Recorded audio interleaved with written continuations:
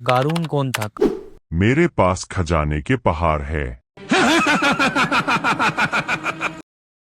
قارون موسیٰ علیہ السلام کے زمانے کا ایک ایسا مالدار شخص تھا جسے اللہ نے قرآن میں فرمایا ہم نے اسے بہت سے خزانے دی۔ اس کے خزانوں کا اندازہ آپ اس بات سے لگا سکتے ہیں کہ اس کے خزانوں کی چابیاں 70 اونٹوں پر رکھی جاتی تھیں، تو پھر آپ سوچئے اس کے پاس کتنے خزانے ہوں گے۔ پر جب زکوٰۃ کا حکم آیا تو موسیٰ علیہ السلام کی قوم بنی اسرائیل پر 25% زکوٰۃ فرض کی گئی، لیکن قارون پر جب بات آئی تو اس نے موسیٰ علیہ السلام سے کہا اپنے رب سے میرے لیے کچھ کم کرواؤ۔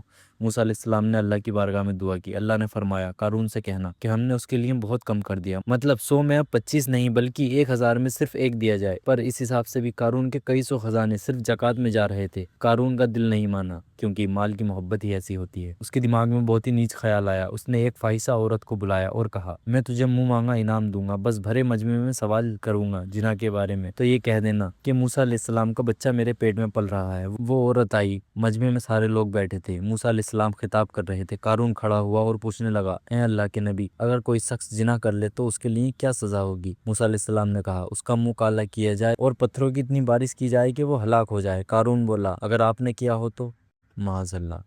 حضرت موسیٰ علیہ السلام کو جلال آ گیا اور آپ نے کہا اللہ کی پناہ، میں جاہلوں میں سے نہیں ہوں۔ نبی معصوم ہوتے ہیں، ان کے اندر گناہ کی کیفیت نہیں ہوتی۔ پھر قارون نے اس عورت کو کھڑا کیا، وہ عورت کھڑی ہوئی پر موسیٰ علیہ السلام کی طرف دیکھ کر کانپنے لگی۔ موسیٰ علیہ السلام نے کہا کہو کیا کہنا ہے تمہیں؟ اس عورت نے کہا اے لوگو، قارون نے مجھے منہ مانگا انعام دینے کا لالچ دیا اور یہ بھی کہا موسیٰ علیہ السلام پر الزام لگائے کہ میرے پیٹ میں ان کا بچہ پل رہا ہے۔ پھر اس عورت نے کہا یہ اللہ کے نبی ہیں اور پاک۔ پھر موسیٰ علیہ السلام نے زمین کو حکم دیا اے زمین پکڑ لے اسے۔ زمین پھٹی، قارون اندر دھسنے لگا۔ جاتے جاتے اس نے کہا اے موسیٰ، تم مجھے زمین میں دھسا کر میرے خزانوں پر قبضہ کرنا چاہتے ہو؟ موسیٰ علیہ السلام نے پھر زمین کو حکم دیا رک جا، پہلے اس کے خزانوں کو غبار بنا دے۔ پورے خزانے ریت بن گئے۔ قارون رونے دھونے لگا۔ پھر آپ نے زمین کو حکم دیا، زمین پھٹی اور قارون ہمیشہ کے لیے اندر چلا گیا۔ مصر کے الفیوم شہر میں آج بھی ان خزانوں کی ریت موجود ہے۔ اس جگہ کا نام آج بھی بحر قارون ہے۔ اس واقعے سے ہمیں یہ سبق ملتا ہے کہ اللہ نے جو مال ہمیں عطا کیا اس کا اچھے سے حساب لگا کر اس کی زکوٰۃ ضرورت مندوں تک پہنچائی جائے۔ ایسے ہی ویڈیو کے لیے سبسکرائب کر لو بھائی۔